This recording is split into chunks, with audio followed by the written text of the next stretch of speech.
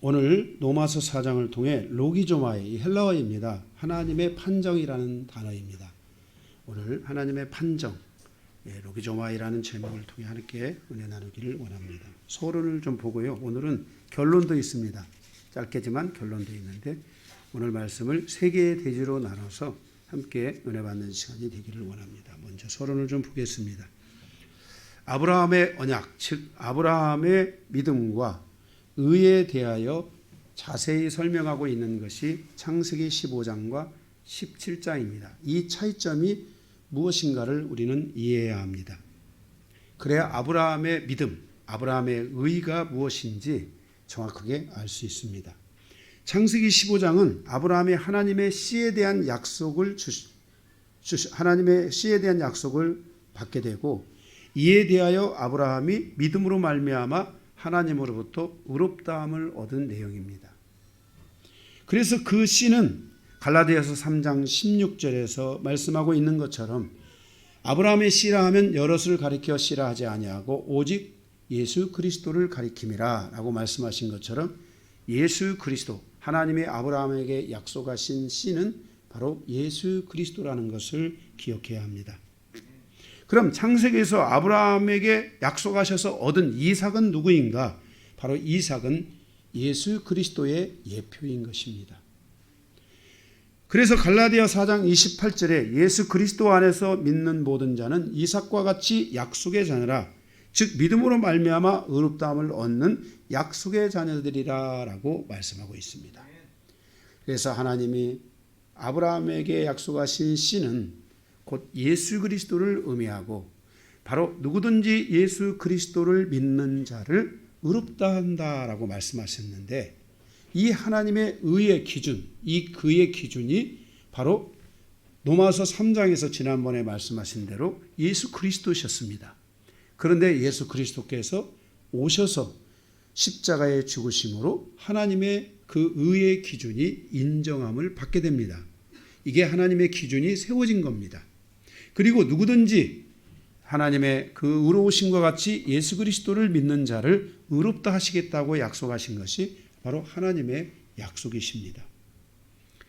갈라디아서 그리고 나서 15장에 그 말씀을 주셨고, 갈라디아서 16장을 통해서 이스마엘을 낳습니다.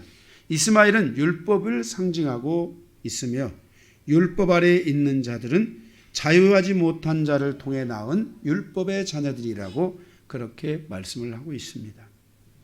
그래서 우리가 15장에 있는 것처럼 아브라함의 믿음을 우리가 가지는 성도가 돼야 되지, 16장에 율법에 속한 게 되면은 내 안에 자유하지 못하고 율법은 끊임없이 나의 죄에 대하여 정죄함으로 다가온다는 것을 기억해야 됩니다.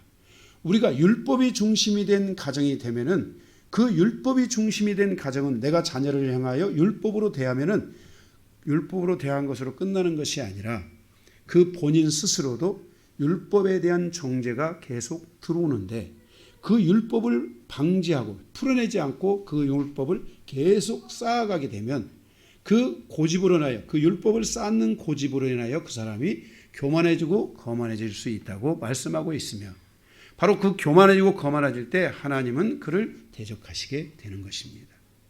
그래서 우리의 인생사가, 우리의 삶이 이렇게 율법이 중심이 되고 율법을 쌓아가는 신앙이 되면은 절대로 안 되는 것입니다. 우리가 신앙이 필요한 이유는 이제 이 율법에서 벗어나서 하나님의 은혜, 하나님을 향한 믿음으로 가는 이런 삶으로 우리가 같이 열어가야 되고, 율법이 중심이 된 삶이 아니라 은혜가 중심이 된 삶, 율법이 중심이 된 가정이 아니라 은혜가 중심이 된 가정은 어떤 것인지에 대하여 여러분들이 말씀을 통해 계속해서 고민하고 풀어가는 시간들이 있어져야만 할 것입니다. 그리고 창세기 17장은 하나님께서 아브라함에게 의롭다함을 주시고, 그 의롭다함을 얻은 그에게 그 의롭다함의 표식으로 할례를 행하게 하시는 것을 보게 됩니다. 창세기 15장이 의롭다함을 얻은 때이고, 창세기 17장은 바로 그 할례, 의롭다함에 대한 할례의 표식을 받은 때입니다. 이것은 의롭다함을 얻은 자녀가 할례라는 표식을 갖게 되는 것을 의미합니다. 이것은 우리에게 지금 우리에게, 현재 우리에게는 세례라고 표현할 수 있습니다. 예수 그리스도를 믿잖아요, 우리가요. 예수 그리스도를 믿고 우리는 그때 준 아브라함의 언약의 실체이신 예수 그리스도를 믿는 거예요. 예수 그리스도를 믿게 되고 그 믿음을 내 안에 갖게 되면은 그 믿음을 갖게 되는 표식으로 우리는 세례를 받습니다. 이것은 바로 의롭다함이 없이 할례를 받는 것은 의미가 없다는 것을 기억해야 합니다. 자, 의롭다함은 없어요. 그리고 할례를 받았어요. 마음속에 예수 그리스도를 진심으로 영접하지 않고 그 마음에 예수님을 모시지 않았어요. 그런데 그냥 어떻게 형식적으로 어떻게 하다가 그냥 세례를 받았어요. 그 사람에게는 그것이 모유화될 수 있다는 것을 알아야 되고 그 사람에게는 그것이 아무런 의미가 없을 수 있다는 거예요. 이것은 만약에 이것이 하나님 나라에 가서 일어났다. 하나님 나라에 가서 이 일에 대한 하나님의 판정, 로기조마에 하나님의 판정을 받아야 된다라고 말할 때 자기는 세례를 받았으니까 자기는 할례를 받았으니까 하나님의 백성인 줄 알고 왔는데 하나님께서 말씀하시기를 너는 나와 상관이 없다는 거예요. 왜? 할례는 있는데 세례는 있는데 뭐가 없는 거예요? 하나님 앞에 믿음이 없는 거예요. 예수 그리스도를 믿는 진정한 믿음의 마음이 없는 거예요.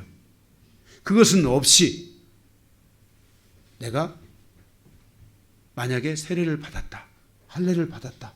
그러면 그것은 요즘 우리가 흔한 말로 꽝인 거예요. 꽝.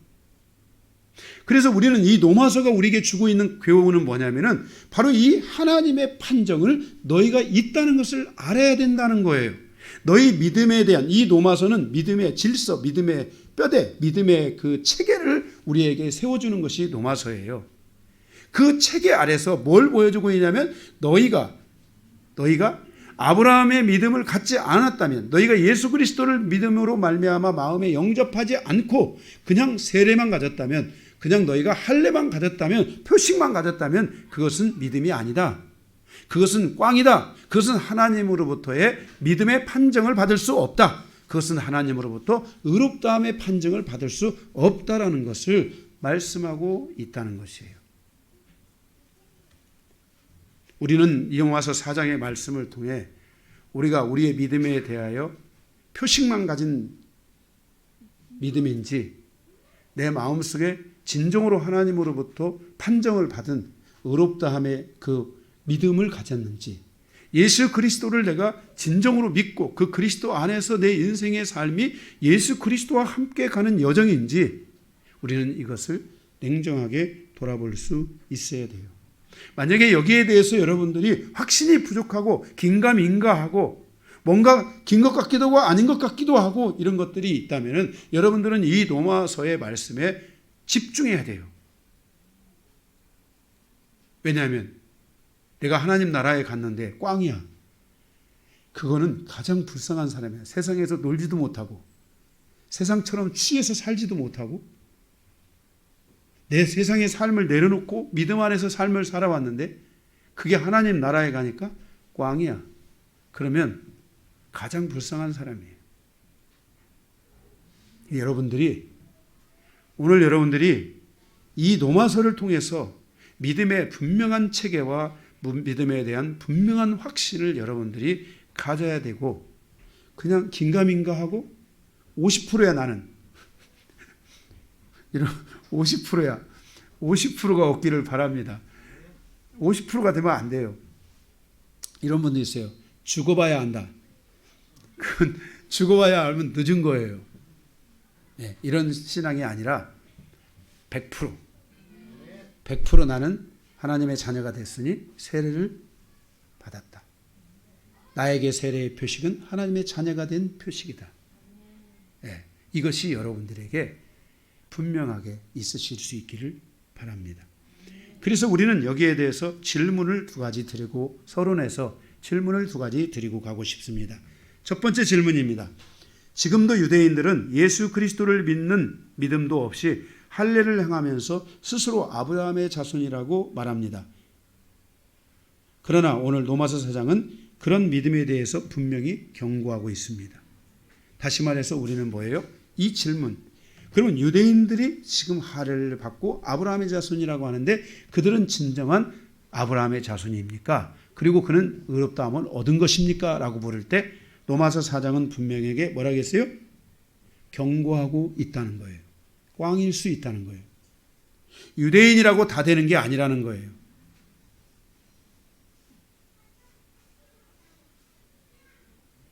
그래서 로마서는 우리에게 이것을 우리가 이제 로마서 앞으로 9장, 10장, 11장에 가면 유대인의 문제에 대해서 나옵니다.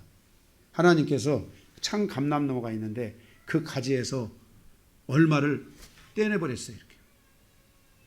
그리고 떼낸 그곳에 하나님께서 이방인들의 가지를 이곳에 접목하셨어요. 이렇게. 그래서 지금 이방인의 믿음의 번성이 일어나는 시대를 우리가 살아가고 있는데 언젠가 이 이방인의 세대가 다시 무너지는 때가 온대요. 이 이방인의 마지막 때가 되면은 진짜 종말의 끝이 오면은 이 이방인의 믿음이 무너지는 그때가 오는데 그때 다시 유대인들을 그 창 감람나무에 접목하겠다라는 것이 로마서 9장, 10장, 11장의 말씀이에요. 그래서 우리는 기억해야 돼요. 만약에 지금 이방인들이 믿음을 많이 잃어가고 있다. 그런데 어느 날 유대인들이 일어나고 있다. 유대인들이 믿음들이 일어나고 유대인들이 예수 그리스도를 믿고 아브라함의 믿음을 가지고 일어나는 시대가 온다. 진짜 표식만 있는 게 아니라 할례만 있는 게 아니라 진짜 믿음이 있는 세대들이 일어나고 성령 안에서 교회들이 살아난 그런 유대 사회에 하나님의 믿는 백성들이 진정으로 일어난다. 이때는 여러분들이 종말의 시대라고 보시면 됩니다. 그래서 우리는 종말의 시대에 여러 가지를 봐야 되지만 그 중에 하나가 유대인들의 현재의 모습, 유대인들이 하나님을 찬양하고 예수 그리스도의 이름을 믿고 그를 높이며 일어날 때, 그리고 그 모든 세대가 하나님 앞에 하나님을 예수 그리스도를 부인했던 것을 회개하고 돌아오는 세대가 올 때, 이때는 여러분들이 종말로 보시면 됩니다. 그때, 그런 때, 그래서 지금 우리는 조심해야 될 것이 이방인들이 자신의 믿음을 지키는 것이 얼마나 중요한지를 알아야 되고, 이 믿음에서 한번 찍어버리는, 이 믿음에서 떨어지는 이런 일들이 절대로 생기면 안 됩니다. 하나님이 나에게 주신 믿음은 생명처럼 중요하고 생명보다 더 중요한 것입니다. 우리 인생은 어차피 한 번 왔다 갑니다. 제가 먼저 갈지 우리 권사님 먼저 갈지 모르지만 나이 순서대로 본다면 우리 권사님 먼저 가시는데 우리 권사님 제가 젊을 때 만났습니다. 여기. 응? 그런데 지금 벌써 지금 나이가 그렇게 많이 드셨어요. 저도 마찬가지예요. 제가 우리 권사님 말될 때 제가 정말 황태자 같았습니다. 멋있었어요. 기공자처럼. 그런데 저도 이렇게 나이가 지금 다 들었어요. 지금. 우리 인생은 그런데 제가 지금까지 권사님도 마찬가지겠지만 제가 지금까지 제 인생을 살아오는 저의 인생의 여정에 지금 내가 자랑할 것이 없고 내가 가진 것이 뭐가 있다고 할 수가 없어요. 우리 인생은 어차피 그냥 가는 건데 그 여정에 믿음이 있느냐 없느냐 믿음의 흔적만 남게 되는 거예요. 그래서 우리가 이 믿음이 얼마나 우리에게 소중한지를 여러분들이 아시고 겉에 모양만 있는 게 아니라 여러분의 신앙에 믿음이라는 알맹이가 분명하게 있는 그 믿음이 분명하게 존재하는 그런 믿음의 삶을 여러분들이 살아가시게 될 줄로 믿습니다. 두 번째, 그럼 유대인들은 육신으로 아브라함의 자손인데 왜 광야에서 그들에게 모세의 율법을 주셨는가? 유대인들이 아브라함의 자손이잖아요. 유대인들의 조상이 누구예요? 아브라함이잖아요.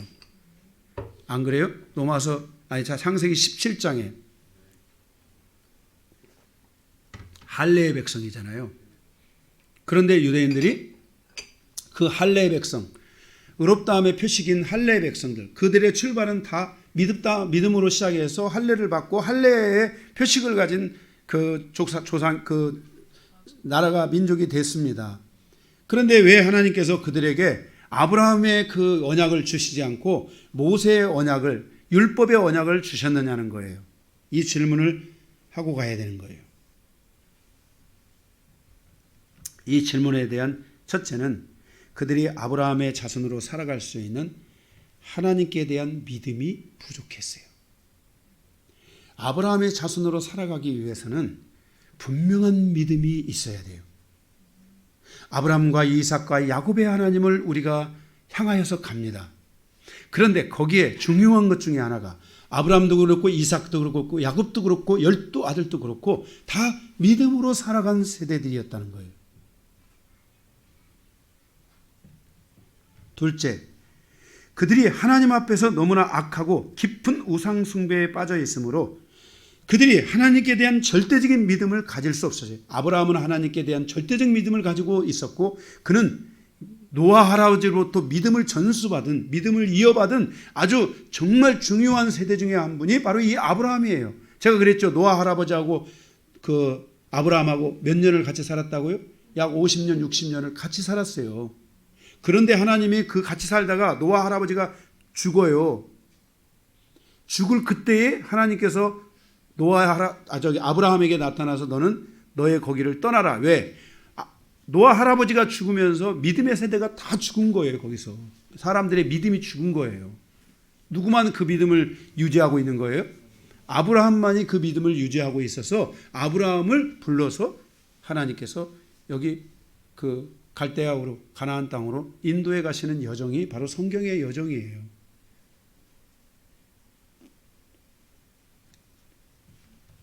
믿음이 부족했어요. 더군다나 그들이 아브라함으로부터 믿음이 시작해서 이삭을 통해서 믿음이 유지되고 야곱을 통해서 믿음이 세워지면서 민족사를 이루고 12 아들이 세워지고 이런 여러 가지 과정들이 그들에게 있었어요. 그런데 그 과정 속에서 그들이 결국은 이제 그 애굽에 들어가서 400년 동안 종살이를 하고 그러잖아요. 이 과정에서 그들이 너무 많은 악에 빠졌고 우상 숭배에 빠져가지고 아브라함이 가졌던 절대적 믿음을 이들이 소유하지를 못한 거예요. 여러분은 우리가 성경에서 모세오경 강해를 통해서 아시지만은 이스라엘 백성 1세대가 다 어디서 죽었어요? 1세대가 다 어디서 죽었어요?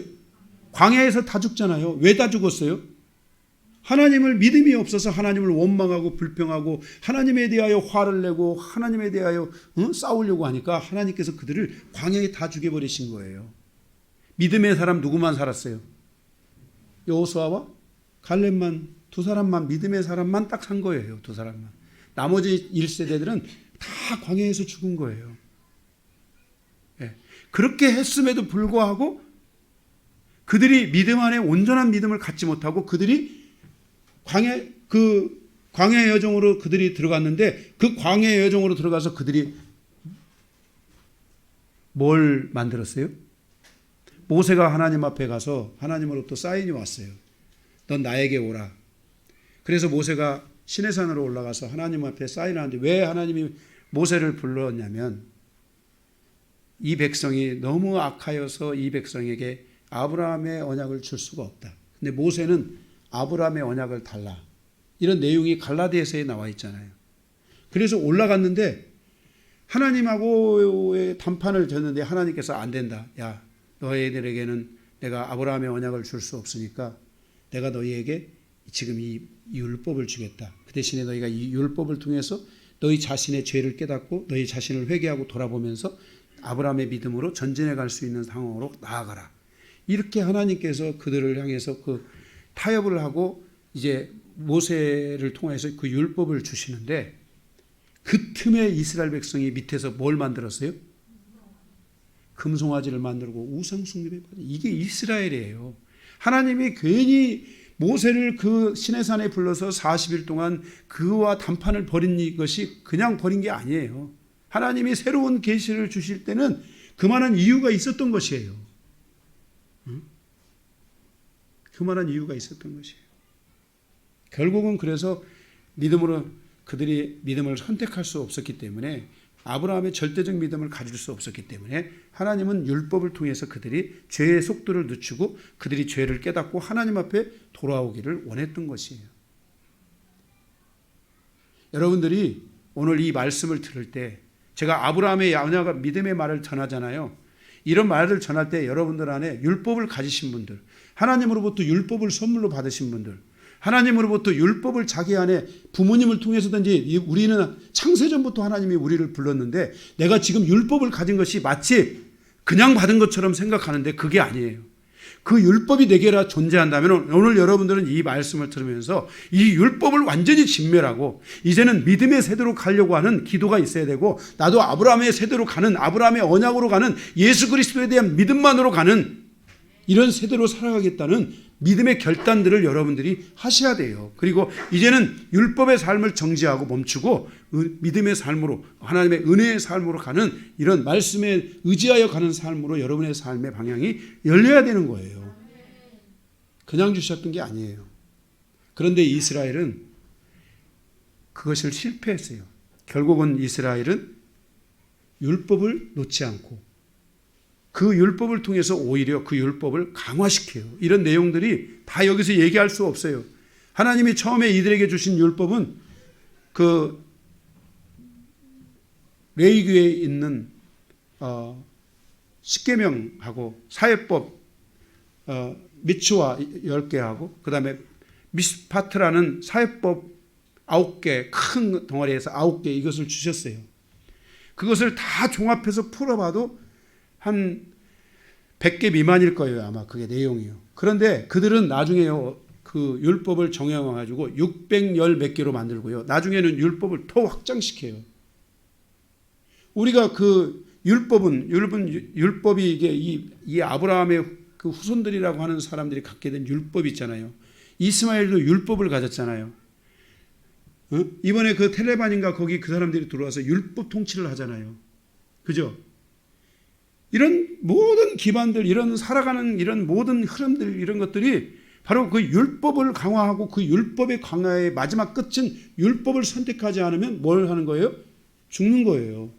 이게 율법의 무서운 거예요. 여러분이 율법을 선택하기 시작하면은 율법은 반드시 그 자녀를 죽여요. 죽이는 데까지 가야 돼요. 아니면요, 자녀가 대장이 되면요, 그 아버지가 죽어야 된다고 생각하는 거예요.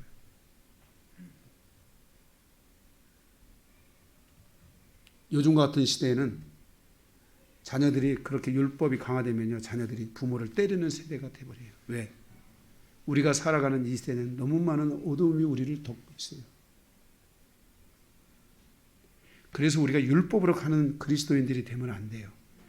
율법으로 하나님이 나에게 주셨는데 이 율법을 빨리 여러분들이 던질 줄 알아야 돼요. 그리고 하나님의 법으로, 말씀으로 가고 믿음으로 가는 것이 무엇인지를 여러분들이 새 옷을 입으려고 하고 새롭게 가려고 하는 이 몸부림이 여러분들의 신앙 안에서 반드시 이루어져야 돼요.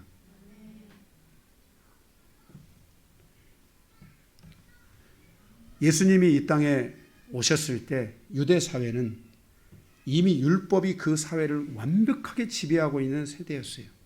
그들이 유대인들이었어요. 그래서 주님께서는 그들의 죄에 대하여 회개하지 않고 오히려 율법에 빠져서 율법주의로 살아가고 있는 그 시대를 보면서 그것을 가르치고 있는 자들을 향하여 회칠한 무덤이요, 이 독사의 자식들이라고 주님이 외쳐대면서 그들을 책망하셨어요. 그리고 결국은 그 율법이 예수님을 십자가에 못 박는 그 일을 하게 돼요. 나무에 달린 자마다 저주 아래 있다는데 예수에게 바로 자기들의 저주를 예수에게 짊어져서 예수를 십자가에 못 박은 거예요. 너무 이게 그래서 그 예수님이 십자가형을 받으신 거예요. 그래서요, 저주에 달리신 거예요. 예수님을 저주의 나무에 달려버린 거예요. 그런데 예수님께서 저주의 나무에 달리신 것은 우리를 저주로부터 자유케 하게 해서, 우리를 억압으로부터, 율법으로부터, 우리를 악으로부터, 사단의 모든 그 저주로부터 우리를 자유케 하시기 위해서 예수님이 십자가에 달리신 것이고, 예수님의 가장 결정적인 것은 뭐예요? 십자가에 죽으셨다가 부활하신 사건이에요. 로마서 4장은 우리에게 그 의롭다함에 대한 하나님의 판단, 그 기준이 무엇이냐? 너희가 그 의롭다함을 이제는 얻어야 되는데 너희가 그 의롭다함에 대한 은혜를 받아야 된다. 그 당시에 이 예수님이, 이 사도 바울이 이 복음을 전하고 있을 때 로마는 이미 율법으로 완벽하게 장악되어 있었어요. 로마의 법, 그것은 무서운 법이었어요.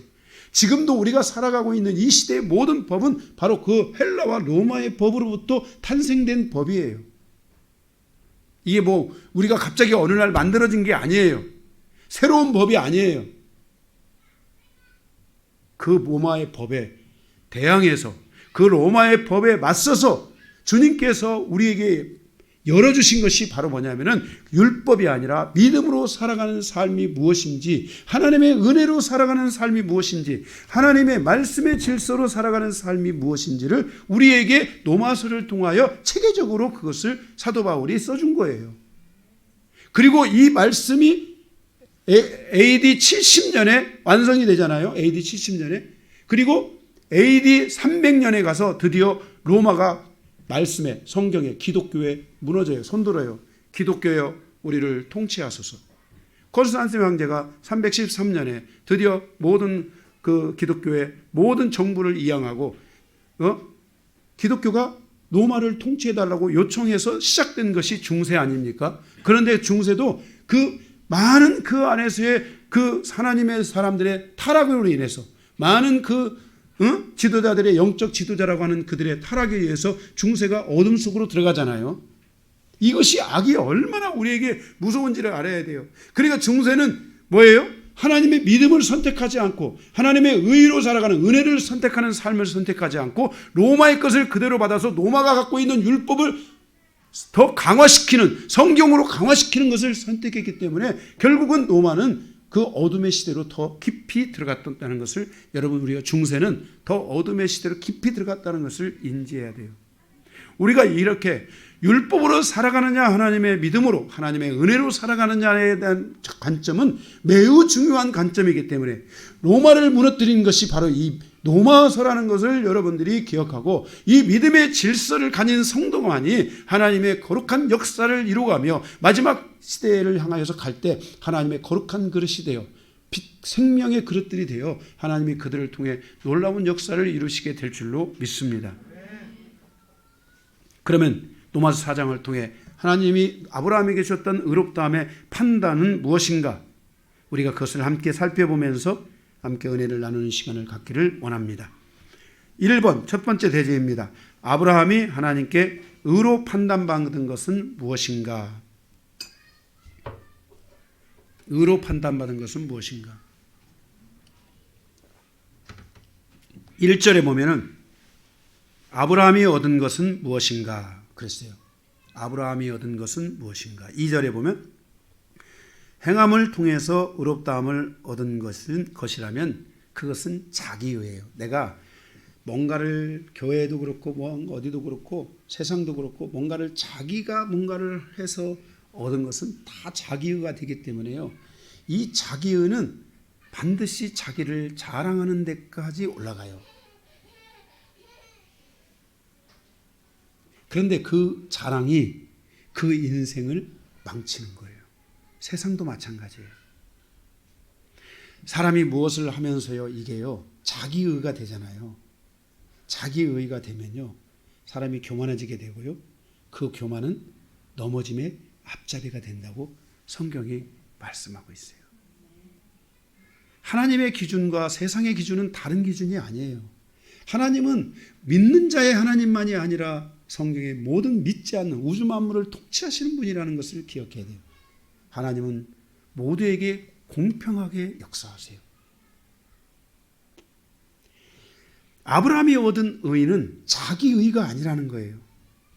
자기 기준. 우리의 삶의 가정에 가서도 자기 기준이 추구해줘야 돼요. 그래야 자녀들이 살아요. 다음 세대가 살아요. 여러분, 자기가 죽지 않으면 그 세대는 자기 그 기준을 통해서 그것을 억압하기 시작하면 그 다음 세대가, 여러분, 더 무서운 세대로 등장합니다. 여러분들이 10년 후에 미래를 볼 줄 아는 그런 안목들이 있어야 돼요. 내 자녀가 믿음 안에서, 하나님의 성품 안에서, 은혜 안에서 잘 자라가고 있나. 이렇게 잘 자라가면 그의 성품은 부모를 공경하고 부모의 리더십을 늙어 죽을 때까지 인정할 거예요. 그러나 만약 이것이 아니라면 어느 순간 안에 자녀는 부모의 리더십을 인정하지 않습니다.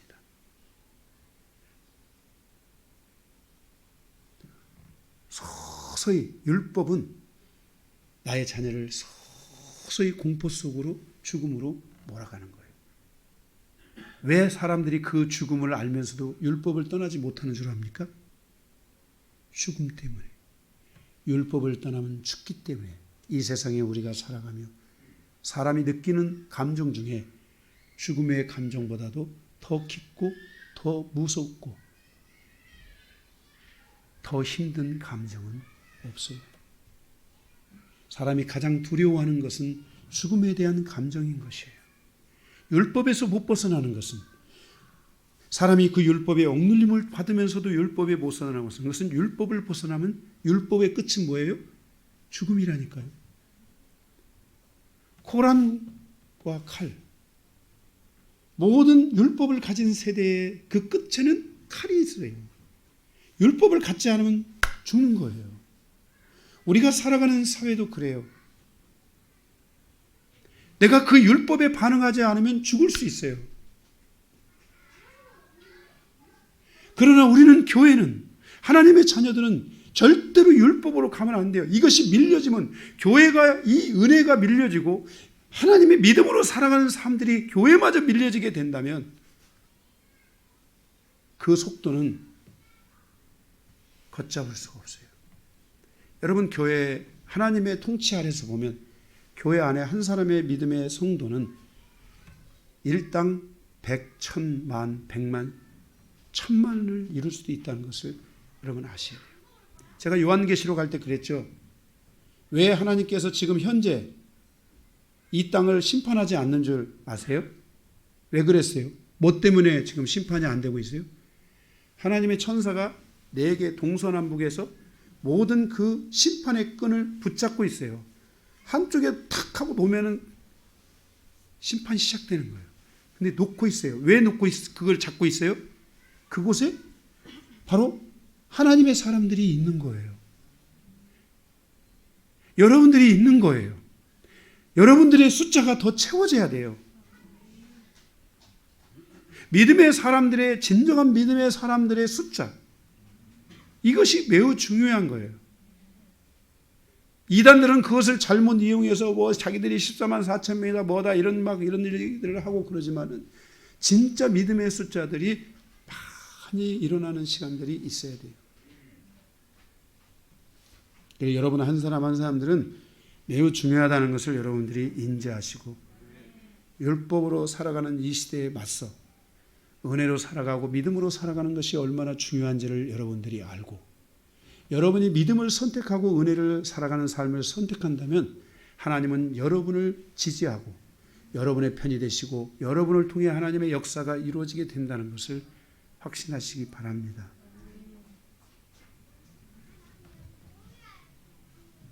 3절에 성경이 말씀하고 있는 것은 무엇이냐? 아브라함이 하나님을 믿음으로 말미암아 그 믿음이 의로 판단함을 받았다라는 거예요.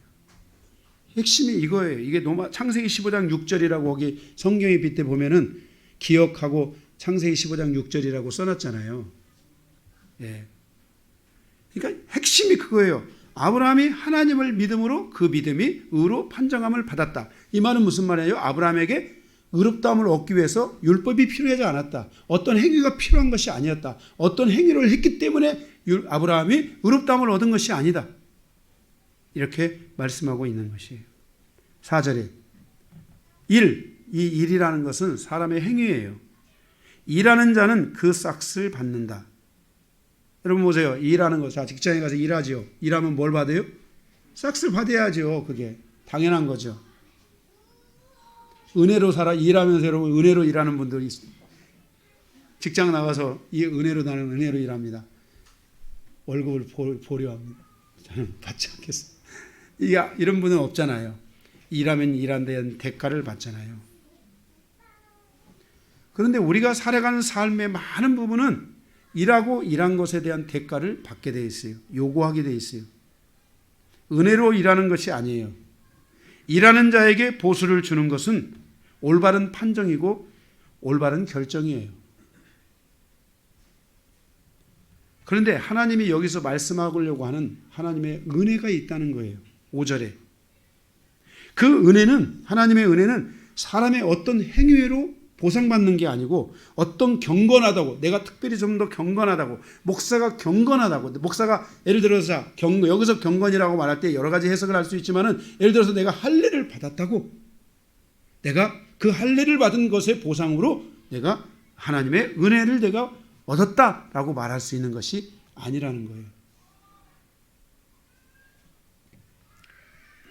바로 이 은혜는 믿음에 대한 보상이라는 거예요. 다시 말해서 우리가 하나님으로부터 이 행위가 아니라 어떤 일에 대한 싹이 아니라 우리가 반드시 하나님으로부터 하나님의 은혜로 받아야 될 것이 있는데, 그게 바로 뭐냐면은 믿음에 대한 보상이 우리에게 은혜로 된다는 것을 알아야 된다는 거예요. 하나님의 약속에 대한 믿음으로 얻는 하나님의 은은 하나님의 은혜로 되는 거예요. 다시 말해서 내가, 하나님이 나에게 믿음을 주셨어요. 그 믿음을 통해서 우리는 하나님을 믿어, 예수 그리스도를 믿어요.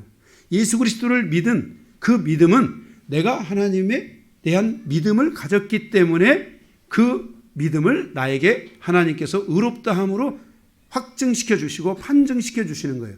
이것은 하나님의 은혜이지 내가 어떤 노력의 결과로 얻을 수 있는 것이 아니라는 거예요. 우리가 하나님께 대하여 의롭다함을 얻고 구원을 얻고 하나님의 자녀가 되는 것은 하나님의 은혜로만 된다는 거예요. 이것은 우리의 어떤 행위로 될 수 있는 것이 아니라는 거예요.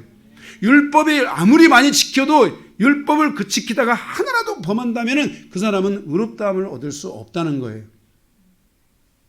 그래서 우리가 율법을 가진 자는 자기 자신에 대해서 율법으로 지키려고 해야 돼요. 근데 그게 얼마나 힘든지를 알아야 돼요. 율법에 대해서 미혹된 사람들, 율법주의자들은 자기가 율법을 자기가 지키지 않으면서 남에게 요구하는 것은 율법주의자예요. 만약에 내가 율법을 가졌다면 그 율법은 먼저 자기 자신에게 적용해야 돼요. 내가 이렇게 살아야지, 내가 이렇게 살아야지. 정죄가 다른 사람에게, 내게 온 정죄를 다른 사람으로 정죄하면 미혹된 거예요. 나한테 온 정죄가.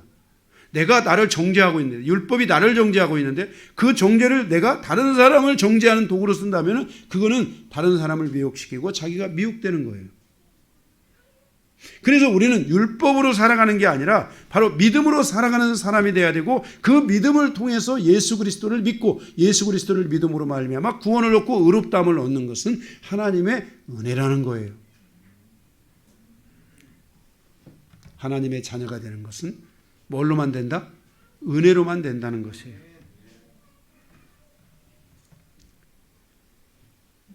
하나님의 약속, 그 믿음에 대한 그것이 보상이에요. 하나님의 약속에 대해서 믿음으로 얻은 하나님의 은은 하나님의 은혜로만 되는데, 그것은 오직 하나님의 약속에 대해서 믿음으로 반응하는 자들에게 주시는 하나님의 약속, 그 은혜예요. 그래서 우리가 예수 그리스도에 대하여, 예수 그리스도를 믿으십니까? 예수 그리스도가 당신을 위해, 죄를 위해 죽으신 것을 믿으십니까? 라고 말할 때 그 믿음에 대한 반응을 보일 수 있는 사람이 있고, 그 믿음에 대한 반응을 보이지 않는 분이 있을 수 있어요. 이것이 바로 믿음을 결정하는 거예요. 하나님의 은혜를 결정하는 거예요. 하나님이 우리 이 땅에 인간을 보내셨을 때, 창조하셨을 때 모든 인간은 하나님의 말씀에 대하여 반응하도록 지으셨어요. 믿으세요. 거부하거나 아니면 받아들이거나. 우리가 거부하는 것에 대하여 지나치게 우리가 그것을 어떻게 할 수는 없어요. 우리가 할 수 있는 일은 거부하는 자들에 대하여 우리는 기도해야 돼요. 여러분도 원래는 그 복음을 거부하는 자들이었는지도 몰라요. 거부하는 자였는데 누군가가 기도했기 때문에, 또는 누군가를 만났기 때문에, 또는 누군가에 의해서, 또는 어떤 시간이 그 사람의 그 영혼을 다시 하나님 앞으로 불러주시는 계기가 마련된 거예요.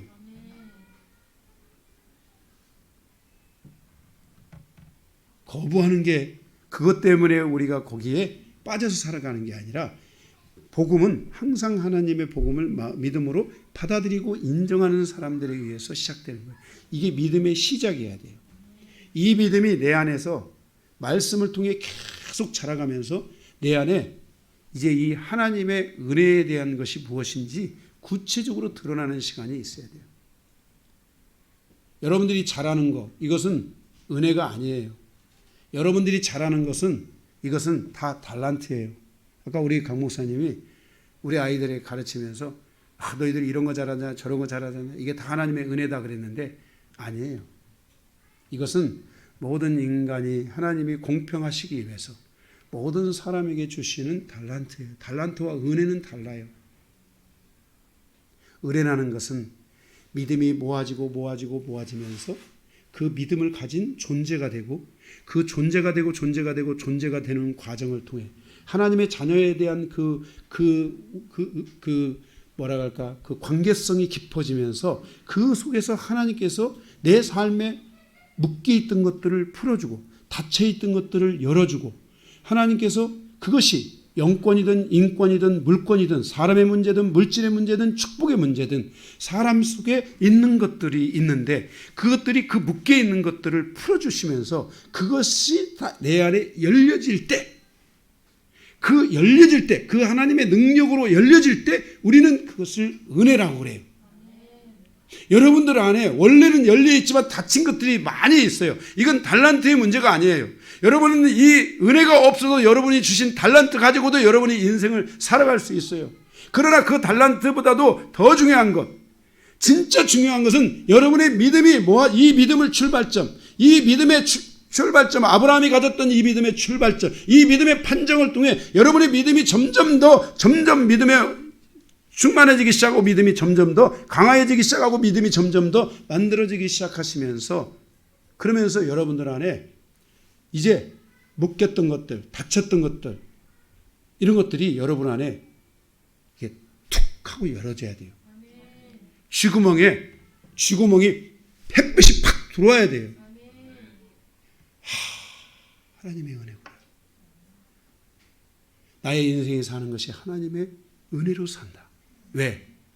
지금까지는 나에게 준 달란트로만 사는 줄 알았는데 이 달란트 위에 새로운 하나님의 역사들, 하나님의 은혜들을 여러분들이 경험하면서 하나님의 은혜가 있구나. 그래서 사도 바울이 율법으로 묶여 있다가 하나님으로부터 믿음을 얻게 됐어요. 그래서 사도 바울이 이 책을 쓴 거 아니겠어요? 그 믿음을 얻고 나서 그는 그 믿음에 더 집중했어요. 그는 시내산에 가서 하나님의 말씀을 묵상하고 말씀을 같이 함고 말씀을 그대로 풀어내면서 그 안에 말씀을 통한 믿음이 더 충만해지기 시작했고 그 믿음이 충만해지면서 하나님의 그 은혜가 그의 삶에 찾아오기 시작했어요. 그래서 하나님의 은혜 앞에는 항상 뭐가 있냐면은 하나님의 능력. 여러분이 모든 성경을 찾아보세요. 하나님의 은혜 앞에는 하나님의 능력이 있어요. 뭔 능력? 나를 풀어준 능력. 나를 새롭게 한 능력, 나에게 베풀어 주신 하나님의 그 능력. 어떤 사람은 그것이 지혜되어 갈 수 있어요. 지혜가 닫혔는데 하나님이 능력이 임해가지고 지혜가 풀어졌어요. 그리고 하나님의 은혜가 열리는 거예요. 우리의 삶은 이 하나님의 은혜가 열리는 삶으로 가는 것이 우리의 신앙의 방향성이에요. 더 이상 우리의 인생이 내가 가진 것으로 그것을 살아다가 거기서 안 되면 막 좌절하고 안 되면 거기서 힘들고 내가 받은 달란트 안에서 안 되면 막 염려하는 게 아니라 내가 받은 달란트가 진짜 하나님이 주신 달란트라서 그것이 만약에 하나님의 능력이 임해서 그 달란트가 더 강화되든지 하나님이 주신 내게 맡겼던 것들을 하나님 뭔가를 확 뚫어주시든지 하는 이런 하나님의 능력이 임할 때 그 능력과 함께 내가 고백되는 거 하나님의 은혜다. 하나님의 은혜로 사는구나. 응?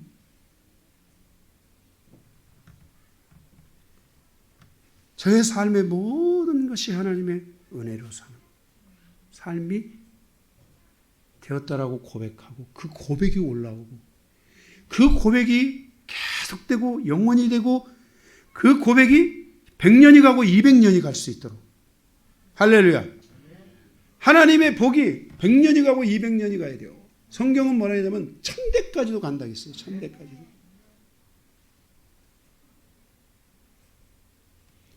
우리의 삶에 있어서 하나님을 믿는 우리가 이 믿음의 전진을 이루고 믿음이 내 안에서 점점 변하면서 믿음이 나에게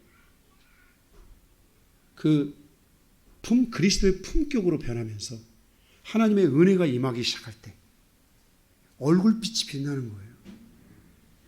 얼굴이 달라지는 거예요. 마음이 달라져요. 입술 자체가 달라져요. 신앙은 바로 이러한 삶을 향해서 우리가 한 발 한 발 나아가는 이 은혜가 있어야 돼요. 하나님의 그래서 성도는 이 작은 것에서부터 큰 것에 이르기까지 하나님의 은혜에 참여하는 자가 돼야 돼요. 그 은혜 위에는 뭐가 있다고요? 하나님의 권능, 하나님의 능력이 있어요.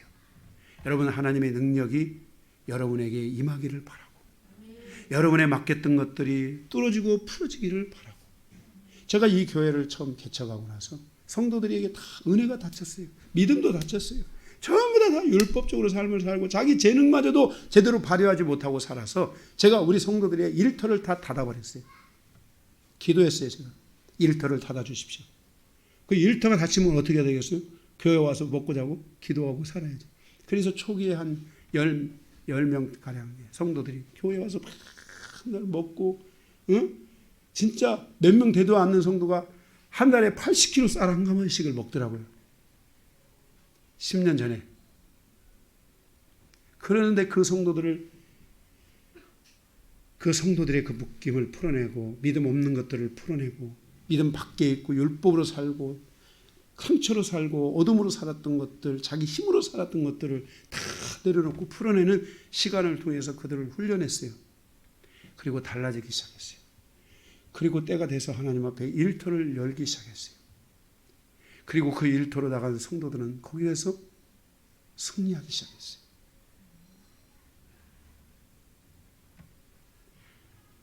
앞으로 이런 삶은 우리 교회 안에서 더 빨라질 거라고 저는 믿고 있어요. 전에 10년 걸렸다면 지금은 5년, 3년, 2년으로 빨라질 거예요. 중요한 건 여러분들이 거기에 믿음의 반응을 해야 돼요. 그 믿음을 반응하고 믿음을 여러분 안에 가져오고 그 믿음이 여러분의 중심이 되고 그 믿음이 말씀을 통해 점점 더 자라기를 기도하고 그 믿음이 더 풍성해지기를 기도하고 그 믿음을 가진 존재가 돼야 돼요. 하나님은 나의 기도에 응답하시는 게 아니라 나의 존재에 응답하시는 하나님이라는 걸 기억해야 돼요.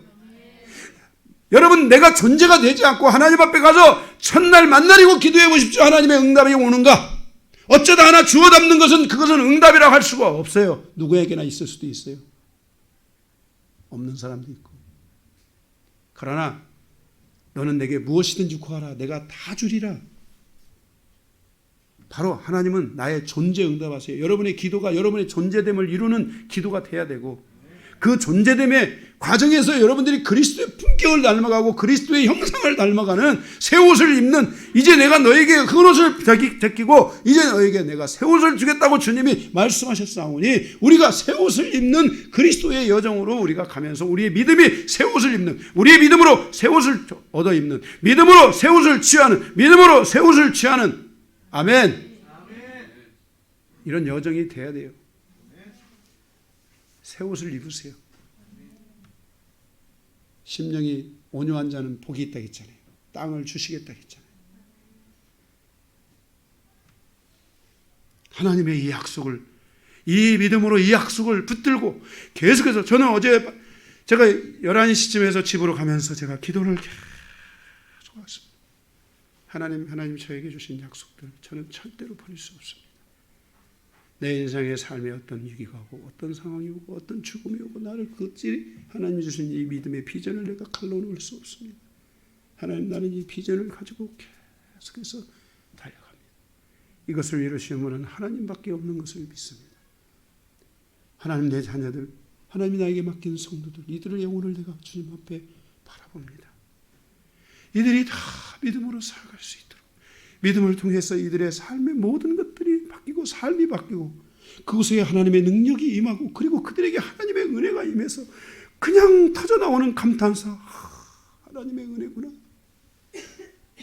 이 은혜의 삶이 이루어지게 해달라고 저는 집으로 차를 타고 어제 한 10분, 15분 차 타고 가면서 제가 말씀을 이제 마치고 이제 그렇게 다 하기 때문에 계속 그래서 눈물을 흘리면서 기도하면서 갔어요. 제가 그렇게 늘 가요.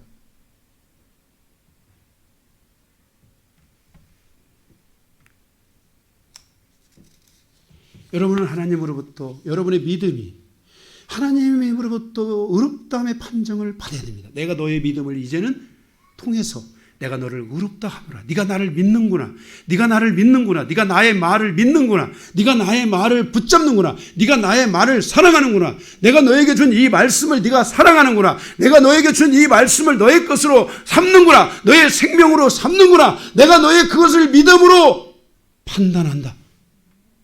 그 받음으로 판단한 이 판단의 여정이 여러분 안에 가면서 여러분 안에 믿음이 점점 더 많아지고 충만해지고 이 믿음을 통해 여러분들은 주님이 말씀하신 것들을 여러분의 삶에 옷을 취하고 여러분의 삶에 모든 것들을 취하고 하나님의 은혜를 취하고 하나님의 힘을 취하고 하나님의 능력을 취하고 그러는 순간 하나님의 능력이 여러분과 함께 하시게 되고 여러분 하나님의 능력을 경험하게 되고 그 능력 아래서 여러분들이 하나님의 은혜를 여러분의 인생사가 쥐구멍이 열려서 햇빛이 들어오는 인들이 있기를 바라고 지금 여러분들이 나는 믿음으로 그래도 하나님의 은혜로 살아왔습니다. 이런 분들은 여러분의 믿음이 점점 더 강해져서 여러분들이 그 믿음을 통해 리더십을 품고 하나님의 위대한 역사가 지금까지 우리 가족사에 우리 민족사에 이루지 못한 그 놀라운 역사들이 하나님이여 나의 이 가족의 민족사에 여전히 일어날 수 있도록 도와달라고 축복해달라고 여러분이 기도할 수 있는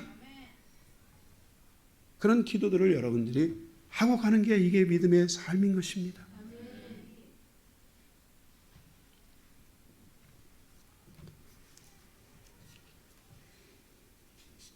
6절에 일한 것이 없이 행위가 없이 하나님으로부터 의롭다함의 판정을 받는 사람은 복이 있는 사람이라고 말씀하고 있어요. 7절에 그는 다윗입니다. 다윗은 하나님 앞에 불법을 행했어요. 토라. 하나님의 말씀, 토라는 하나님의 말씀을 범한 죄예요. 그 다음에 죄를 지었어요. 미스파트, 사회법을 지었어요.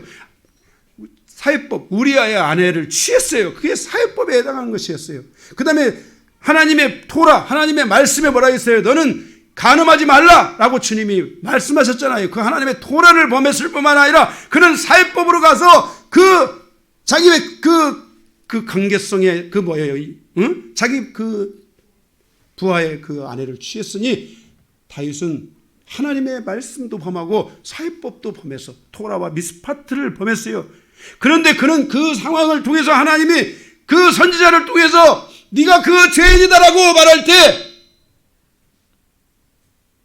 네가 그 바로 죄인이라고 나단 선지자가 다윗을 향해서 말할 때 다윗이 그것을 끌어안고 죄를 회개하고 하나님께서 그를 용서해달라고 그가 기도했어요. 그리고 하나님이 그를 용서하셨는데 그 내용이 시편 32편이에요.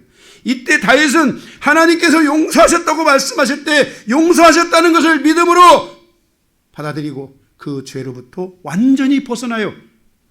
다시는 그 뒤로 그 죄를 범하지 아니하며 그 자기 백성을 향하여 해를 끼치지 아니하며 하나님의 말씀을 다시는 범하는 자가 되지 아니하고 그러나 하나님 앞에 사회법으로서도 그 어떤 백성에게도 억울함을 주지 않는 그런 새로운 사람으로 거기서 변화가 일어나는 거예요.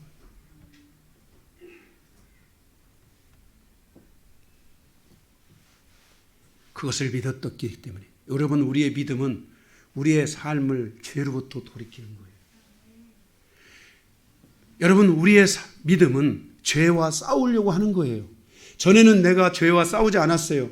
그런데 죄와 싸우려고 하는 게 믿음이에요. 믿음은 반드시 싸워요. 여러분이 세상을 살아가며 죄를 안 지을 수 없어요. 여러분이 세상에 살아가며 넘어지지 않을 수 없어요. 문제는 여러분이 그 넘어진 것에서 어떻게 대처하느냐 이것이 중요한 거예요. 지난 금요철야 때 우리 아들이 하지 말아야 될 이야기를 자꾸 하더라고요. 우리 광기도 목사가 자꾸 엄마 아빠를 요즘 설교에 많이 등장시켜서 긴장이 많이 돼요. 엄청 긴장해요. 저는 그래도 조용히 그래도 그냥 하려면 하고 말라면 말고 알아서 가라고 아무 말도 안 하는데 우리 사모는 우리 아들한테 야 그만 좀 해라 푸시를 해도 이게 계속돼서 아직 좀 더 남았나? 그렇게 하고 가고 있는데, 근데 우리 아들이 그 얘기했어요. 우리 엄마 아빠가 싸우는데 내가 본 것은 우리 엄마 아빠가 싸우고 난 뒤에 항상 해결을 보더라. 그 싸움에 대한 결말을 보더라. 그 싸움을 풀더라 라는 것을 우리 아들이 얘기했어요. 그건 맞는 것 같아요. 우리가 옛날에 아무리 많이 싸웠어도 우리는 항상 해결을 봤어요. 결말을 봤어요. 우리 자녀들이 그걸 본 거예요. 저녁에 실컷 싸우는데 아침에 히히 웃고 나온다든지, 일주일 가고 2주일 가고 이런 게 없으니까. 어쨌든 우리 엄마 아빠가 싸울 때는 긴장되는데 또 웃고 나오니까 뭐 어떻게 된가 아니다, 됐는가 아니다. 이렇게 싸운 결말이 있어야 돼요. 여러분이 결말이 없으면 안 돼요. 믿음은 나의 삶에 이런 결말들을 가져다 준다는 것을 여러분이 알고 죄와 싸워서 이기게 하고 싸우게 할 수 있어요.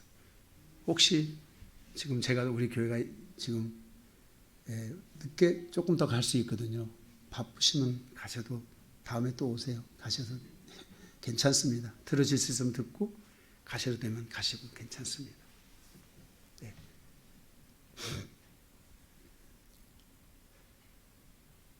네. 안 오지는 마시고 계속 오시기는 하세요.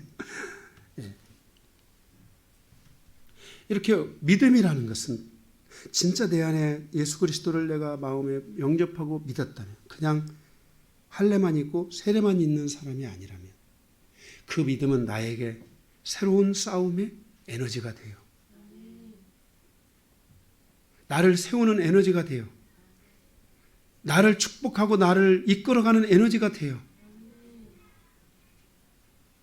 그래서 우리는 예수 그리스도를 믿는 그 믿음의 신앙 위에 견고히 서갈 수 있어야 돼요. 8절에 하나님께서 다윗과 같이 우리의 모든 죄를 용서하셨다는 것은, 그것을 믿는 사람은 복이 있는 사람이에요. 왜냐하면 하나님은 그의 믿음으로 말미암아 그가 죄가 없다고 판정하여 주셨기 때문에 그래요. 여러분이 이 부분을 이 첫 번째 대지에서 주시는 이것을 여러분들이 분명하게 알아야 돼요. 다윗의 복을 통해서 주시는 교훈은 회개와 믿음은 의롭다함을 얻게 하는데 필요 충분 조건이라는 것입니다. 회개가 없는 믿음은 가짜이고, 믿음이 있다고 하면서 회개가 없었다면 그의 믿음은 흔들릴 수 있다는 것을 기억해야 합니다. 회개는 자신의 죄에 대하여 시인하는 것이며, 믿음은 자신을 용서하는 하나님께 대한 마음의 확증입니다. 회개를 통해서 믿음을 얻은 자들은 자신의 죄에 대한 깊은 용서함의 확증을 가지게 됩니다. 하나님께서 아브라함을 통해서 주시는 의롭다함은 오직 하나님의 약속을 믿음으로 말미암아 얻게 되는 하나님의 은혜입니다. 우리는 이 믿음을 얻어야 되고, 이 믿음이 이제 나에게 출발점이 돼서 이 믿음을 통해서 하나님이 말씀하고 있는 새 옷들을 입어야 되고, 그리스도의 성품을 갖추기 시작해야 되고, 하나님의 존재됨에 대한 더 큰 확증 속으로 나가야 되고, 오히려 순종이 약해지는 게 아니라 순종은 더 세밀해져야 되고, 이삭과 같이 순종의 자녀로 살아가는 삶이 와야 되고, 그의 얼굴에는 늘 주님이 주시는 웃음이 충만해지기 시작해야 되고, 이런 하나님의 믿음 안에서의 질서들이 여러분에게 풀어진다면 어느 날 그렇게 끝나는 게 아니라 물탱크에 물이 채워지면 물이 나오듯 어느 날 하나님의 능력이 여러분을 향하여 방문하고 여러분에게 하나님의 권능이 임한다는 것을 믿으십시오. 그리고 여러분들은 이것이 하나님의 은혜라고 고백하게 되는 일들이 여러분의 삶에 계속해서 드러나게 될 것입니다. 뭔가가 내게 한 번 드러난 것 같은데, 한 번 응답이 온 것 같은데 뭔가 안 됐다. 이런 분들은 계속 믿음에 더 집중하시고, 하나님의 믿음을 통해 계속 말씀을 통해 믿음을 더 키워가고, 믿음의 옷을 입고 여러분들이 성품의 옷을 입고 존재됨을 여러분들이 계속 확증하고 가는 이런 것을 여러분들이 좀 더 집중하게 된다면, 아브라함의 이 믿음은 바로 우리의 삶의 영권과 인권과 물권과 축복권까지 함께 풀어주는, 여러분들이 진짜 주의 종으로 살아간다면 여러분들에게 자연권까지도 오게 됩니다. 자연권. 네? 두 번째 큰 2번입니다. 예수 그리스도를 믿음으로 의롭다함을 얻을 수 있는 자들은 누구인가? 9절에서 16절입니다. 9절 그런즉 누가 믿음으로 의롭다함을 얻을 수 있는가? 율법이 있는 자인가? 율법이 없는 자인가? 9절에 아브라함이 의롭다함을 얻은 것은 무엇인가? 라고 질문했어요. 10절에 무할렛이냐? 무할렛이냐? 무할렛이다. 아브라함이 의롭다함을 얻은 것은 어떤 행위가 있었던 것이 아니라는 거예요. 어떤 일이, 어떤 사건이 존재한 것이 아니라는 것이에요. 무엇을 했기 때문이 아니라는 것이에요. 아브라함이 의롭다함을 얻은 것은 무엇 때문에 의롭다함을 얻은 거예요? 무할렛이 아무 행위도 없었지만 무엇을 했어요? 하나님의 말씀을, 약속을 믿음으로 얻은 거예요. 하나님의 약속을 믿음으로 얻은 것이에요. 11절에 아브라함의 믿음으로 된 의를 인친 것이 할례잖아요.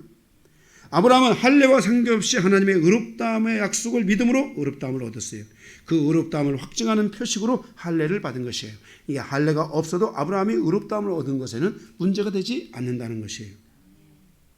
그 무할례자에게 가졌던 믿음의 자취를 따르는 자들의 조상이 됐다 그랬어요. 여기 믿음의 자취를 따르는 자, 믿음의 자취를 이어가는 자, 그들의 조상이 됐어요. 그래서 보세요. 아브라함과 이삭과 야곱과 12제자들은 바로 아브라함이 갔던 그 믿음의 자취를 따라가는 자들이었어요. 거기까지. 물론 그들의 인생사를 살아가는 과정에서 그 자녀들 야곱의 12아들들은 드디어 넘어지기 시작했어요. 그들은 넘어지기 시작하고 그들은 하나님의 축복을 온전히 못 받는 데까지도 가는 그런 위험한 상황에 놓이게 됐어요. 그러나 그들이 하나님 앞에 가졌던 믿음으로 말미암아 그들은 하나님을 떠나지 않았다는 거예요. 에서도 하나님을 떠났어요. 이스마엘도 하나님을 떠났어요. 그러나 이스라엘의 12아들은, 야곱의 12아들은 하나님을 떠나지 않았어요. 믿음의 발자취를 따라서 나갔던 것이에요. 물론 이들이 그 실패가 거듭 반복되고 그 실패의 죄악의 끈을 끊어내지 못함으로 결국 그들은 율법에 빠져서 결국 그들은 뭐예요? 넘어지게 된 것은 사실이에요. 믿음의 싸움, 믿음을 이어가지 못하는 신앙인이 있고 믿음을 이어가는 것을 생명처럼 여기며 오직 믿음의 길을 선택하고 믿음의 길을 열기 위해서 기도하는 신앙들이 있습니다. 저는 이를 위해서 계속 기도하고 있습니다. 하나님, 내가 가진 믿음을 우리 강기도, 강한중이 갖게 해주셔서 감사합니다. 하나님이여, 또 우리 유아, 유호가 이 믿음을 계속해서 가지고 가게 하시고 이 믿음이 그대에 가서는, 다음 때에 가서는 더 큰 믿음으로 하나님의 큰 능력과 권능을 가져올 수 있게 해달라고 기도하고 있습니다. 사랑하는 성도 여러분, 믿음의 가문을 세우십시오. 여러분의 믿음이 내가 한 사람일지라도 여러분이 믿음을 이어가는 거룩한 존재들이 되십시오. 제가 마태복음에 말씀했죠. 기생도 믿음을 이어갔습니다.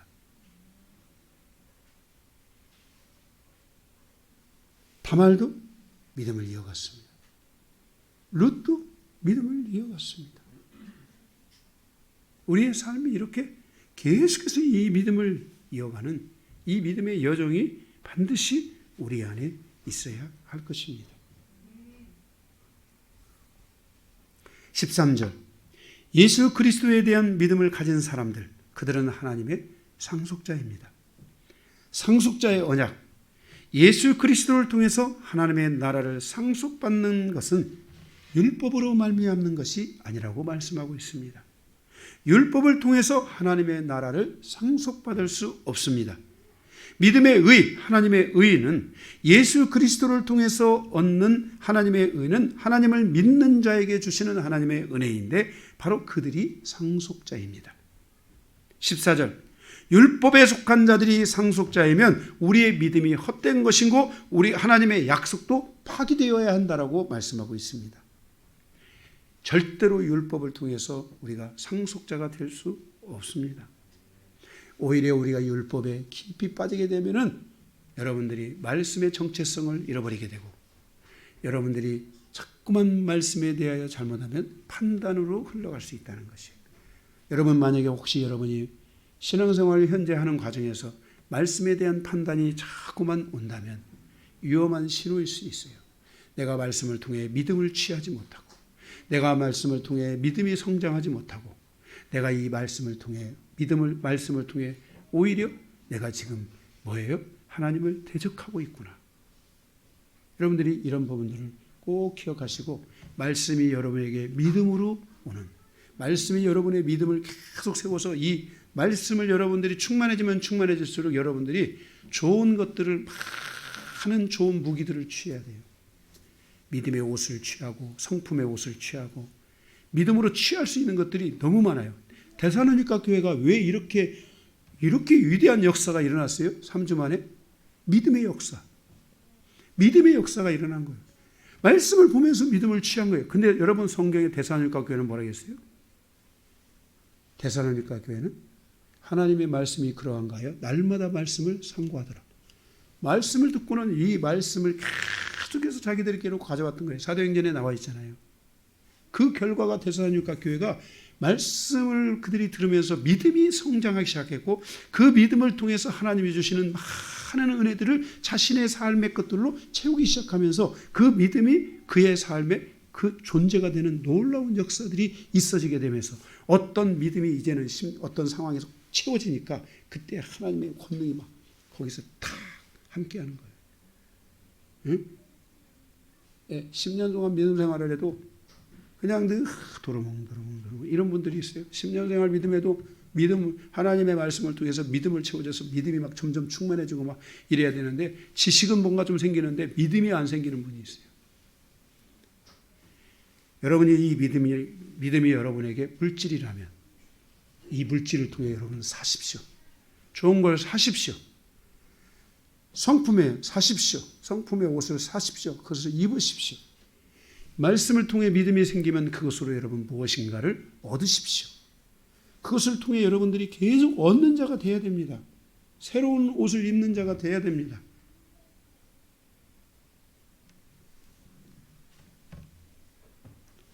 (14절) 율법에 속한 자가 상속자이며 그것이라 했어요. 15절 오히려 율법은 하나님의 진노를 이루게 된다고 말씀하고 있어요. 왜냐하면 죄를 깨닫고도 회개하지 않기 때문에 진노가 임하는 거예요. 율법을 통해서 죄에 대한 정죄를 받고도 오히려 자신을 보호하고 자신을 변명하려고 하는 사람들이 있어요. 율법이 강한 사람들의 특징들, 자기 변명이 강해요. 자기 보호 능력이 강해요. 율법은 뭐라고 했어요? 에베소 2장의 율법은 뭐라고 했어요? 담이에요, 담. 딱 율법이 강한 사람은요, 벌써 예를 들어서 우리 그렇지 않습니다만 예를 든 거예요. 우리 집사님과 송 집사님 사이에서 만약에 자, 제가 그냥 하겠습니다. 어쩔 수 없어요. 손해봐야 돼. 우리 유 집사님이 율법이 강하다. 만약에. 그러면 어떤 상황이 오면 딱 거기에 대해서 자기가 변명하는 거예요. 포하는 거예요. 변명 한 번 할 때마다 뭐가 생기냐면 벽돌이 생겨요. 딱. 벽돌. 가지고 나중에는 담을 잃어버리는 거예요. 그리고 벌써 저 사람이 딱 오면은요, 벽돌 사이로 싹 숨어버려요. 너는 너고 나는 나니까. 이게 율법이에요. 이게 율법은 담을 만들어요. 담. 그런데 예수 그리스도께서 오셔서 믿음으로 말미암아 예수 그리스도께서 오셔서 하신 것이 뭐예요? 그 율법의 담을 어떻게 하세요? 다 헐어버렸다겠어요. 담을 다 헐었다겠어요. 그래서 우리는 믿음 안에서 서로가 더 우리의 삶의 가정의 문제, 삶의 문제를 서로 풀어가는 데 있어서 훨씬 더 유리할 수 있어야 되고 훨씬 더 부드러울 수 있어야 돼요. 담이 헐어져야 돼요. 변명하는 게 아니라 변명이 사라지고 아멘, 아멘. 그래, 이렇게 합시다. 그럽시다. 이게 좋은 것 같아요. 아, 그런 것 같아요. 이거 어때요? 네, 좋아요. 그렇게 가죠, 뭐. 네. 이래. 네, 그렇습니다. 네, 그렇습니다. 한번 옆에 해봅시다. 네, 그렇습니다. 그렇게 하죠. 네, 그렇게 하죠, 뭐. 그게 좋은 거네. 그렇게 해보죠, 뭐. 여러분, 이게 많아져야 좋은 거예요, 이게 많아지잖아요. 나중에는요, 진리가 돌아가고 믿음이 돌아가요. 말씀이 싹 돌아가야 돼요. 여러분은 이렇게 생각해요. 만약에 그렇게 하면은 여러분의 가정에 파괴가 일어날 것처럼 생각해요. 여러분의 가정에 율법이 멈추면은 갑자기 막 지진이 일어날 것 같은 느낌이 드는 분들이 있어요. 절대 안 그래요. 여러분이 네 그렇습니다. 그렇게 하죠. 뭐 그렇게 합시다. 그래요. 네 그러죠. 뭐 이렇게 하기 시작하잖아요. 그러면 여러분의 가정에 뭐가 들기 시작하냐면 진리가 돌아가기 시작해요. 실수하지 않아야 되니까. 네 그렇게 했는데요. 그것 때문에 좋은 결과가 와야 되니까. 자연적으로 뭐가 돌아가게 돼요? 진리가 돌아가기 시작하죠. 뭐를 할 때, 그리고 나도 뭐를 할 때 이렇게 하죠. 그럴 때 자기 생각을 자꾸 죽이고 자기 생각을 자꾸만 버리고 자기 중심을 버리게 되다 보니까 상대방의 중심에 맞추니까 네 그렇게 합시다. 네 그렇게 합시다. 그렇게 하죠. 그렇게 하죠. 이렇게 가다가 어느 시간 안에는요. 정말 무슨 말을 해도 탁 통하고 무슨 말을 해도 탁탁 손뼉이 탁 이렇게 쳐지는 은혜들이 나타나기 시작해요. 해보세요. 하셔야 돼요. 여러분이 말씀을 통해 은혜 받고 그런 거 하세요. 자꾸 그런 쪽으로 여러분들의 삶의 신앙이 변화되기 시작하고 좋은 성품의 옷들이 입혀지기 시작하고 아멘? 이런 것들이 여러분 안에 반드시 있어지기를 주님의 이름으로 축복합니다. 16절 그러므로 상속자가 되는 것은 은혜에 속하기 위해서 오직 믿음으로만 된다는 거예요. 하나님의 약속은 모든 믿는 자에게 확증되어집니다. 그것은 율법에 속한 자이든 율법에 속하지 않은 자이든 아브라함의 믿음에 속한 자이든 오직 믿음으로만 의롭다함을 얻을 수 있게 된다고 주님이 말씀했기 때문에 바로 그것이 하나님의 은혜이기 때문에 우리가 율법으로 사는 게 아니라 믿음의 법으로 살아야 되고 우리 안에서 이 하나님의 믿음의 법이 내 안에 들어와서 그 의롭다함을 얻고 의롭다함을 얻은 내가 믿음의 법 안에서 계속 성장하고 자라가면서 믿음으로 충만케 돼가는 은혜가 여러분에게 있어야 될 줄로 믿습니다. 마지막 세 번째 아브라함의 믿음의 발달사 17절에서 25절 첫째 21절 하나님께서 아브라함에게 주신 약속들을 주셨을 때 그것을 이루실 줄을 확신했어요. 자, 첫 번째 믿음의 반응 뭐냐면 하나님이 말씀을 주실 때 그것을 이루실 줄로 확신하는 것. 둘째 20절 믿음이 견고해지면서 하나님께 영광을 돌리는 것. 자, 확신을 했어요. 그 다음에 믿음이 약해지는 게 아니라 믿음이 더 견고해지면서 그것들을 통해서 하나님이 그렇게 해주신 것을 감사합니다. 하나님이 그렇게 하실 것을 믿고 감사합니다 하면서 하나님께 영광을 올려드리는 거예요. 셋째 20절 약속이 쉽게 이루어지지 않지만 자 약속을 믿었어요. 확신했어요. 그리고 그 믿음이 더 견고해졌어요. 그런데도 그 약속이 잘 안 이루어질 때 있죠. 믿음이 아직 안 나타날 때가 있어요. 그때 그 믿음을 의심하면 안 돼요. 아브라함은 그 믿음을 의심하지 않았다는 거예요. 의심하면 안 돼요. 세 번째. 네 번째 19절 불가능한 것 같은 상황에서도 믿음이 약해지지 않은 거예요. 자, 그것을 하나님께서 믿음이 약해지지 않고 가는데 시간이 가다 보면요. 자꾸 가능보다는 불가능한 쪽이 자꾸 오는 거예요. 불가능하게 생각돼요. 그런데도 그 불가능한 상황 속에서도 믿음이 약해지면 안 돼요. 많은 이런 시련들이 올 수 있어요. 많은 어떤 공격들이 또 올 수도 있어요. 내가 열매를 거둬가는 과정은 진짜 때로는 힘들게 그 과정의 처음의 과정은 힘들게 느껴질 수도 있지만은 의심하면 안 돼요. 다섯째 17절 없는 것 불가능의 한계 인간의 한계 나는 안 된다는 생각의 한계를 그것에 넘어지지 않고 모든 것이 가능하게 하신 모든 것을 가능하게 하신 하나님께 대한 믿음을 마음에 품고 믿고 또 믿었다는 거예요. 다시 말해서 우리는 인간의 한계에 자꾸 오게 돼요. 낙심해. 여러분 저도요 인간의 한계를 제가 이거를 경험할 때가 있어요. 이 인간의 한계. 나는 나 때문일까? 나는 왜 이렇게 안 되나? 나는 이것 때문에 왜 이렇게 되지? 이 인간의 한계를 딱 부딪히면요. 정말 낙심이 돼가지고 저 밑에까지 떨어지는 거예요. 인간의 한계. 인간의 한계를 여러분이 경험하면 저 밑에까지 떨어져요. 근데 그 인간의 한계가 올 때, 이 희어령이 생겨요. 지금 이 인간의 한계가 올 때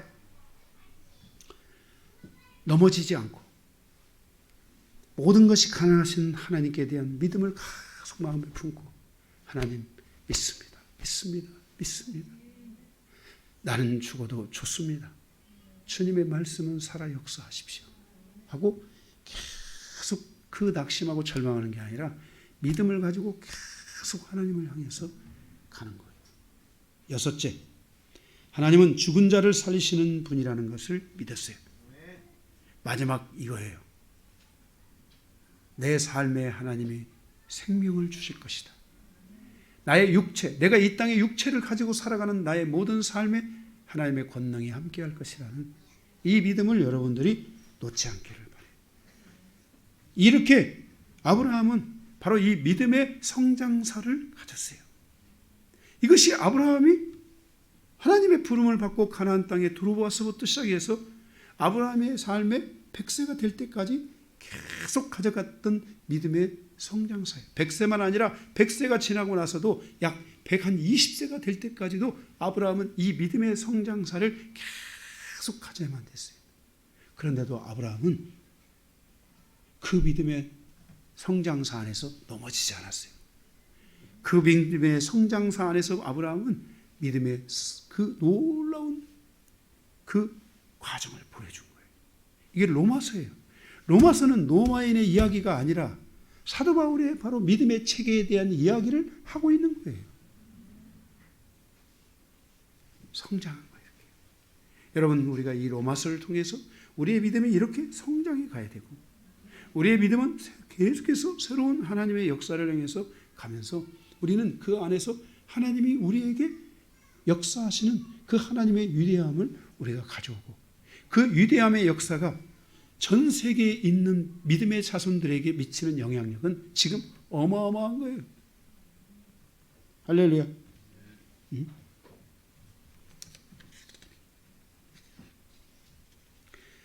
상속자, 즉 믿음의 사람으로 살아가는 것은 세상의 이치에서 깨달을 수 없는 것이며 세상을 얻고 믿음을 얻을 수 없습니다. 그래서 두 주인을 마음에 품을 수 없고 오직 믿음의 성장사를 이루가려고 하면 세상의 것이 중심이 된 삶이 아니라 믿음의 중심이 된 삶을 살아가야 합니다. 우리의 믿음의 선진들이 우리에게 믿음의 상속권을 이어갈 수 있도록 한 것은 그들이 오직 하나님 중심의 삶을 살기로 결단했고, 하나님 중심에 살아주신 삶의 결과로 오늘 우리도 믿음의 바로 상속자의 삶을 갈 수 있도록 우리에게 그렇게 길을 열어주었다는 것입니다. 오늘 여러분들이 이 아브라함이 가졌던 이 하나님의 이 의롭다함의 판정, 믿음의 판정, 이 모든 판정의 시간을 통해서 나의 믿음도 하나님 앞에 새롭게 판정되어지고, 그리고 나의 믿음이 날마다 더 성장해가는 여정이 있기를 바랍니다. 결론입니다. 22절. 이것이 하나님의 의이며 하나님은 아브라함의 믿음을 의롭다 판정하셨다고 말씀하고 있습니다. 23절. 이것은 아브라함만 위한 것이 아니랍니다. 24절. 믿음으로 말미암아 의롭다함을 얻는 모든 자에게 주시는 하나님의 판정이라고 말씀하고 있습니다. 25 말씀하고 있습니다. 곧 예수 그리스도를 믿는 모든 자에게 대한 하나님의 판정입니다. 25절. 예수는 우리의 범죄, 일반적 범죄입니다. 범죄, 파라토마죠. 범죄한 것 때문에 내줌이 되고 또한 우리를 의롭다 하기 위해서 살아나셨다고 말씀하고 있습니다. 누구든지 예수 그리스도 안에서 정죄함이었고 예수 그리스도 안에 있는 진정한 하나님의 은혜를 깊이 깨닫는 믿음의 성장사가 만들어지게 된다면 우리는 그 믿음의 성장사를 통해서 역사하시는 하나님을 경험하고 그 하나님 안에서 우리는 우리의 믿음의 위대한 역사를 체험하고 경험하는 믿음의 삶을 살아가고 믿음의 상속자가 되어 살아가는 놀라운 삶을 경험하게 될 것입니다. 말씀을 마치겠습니다.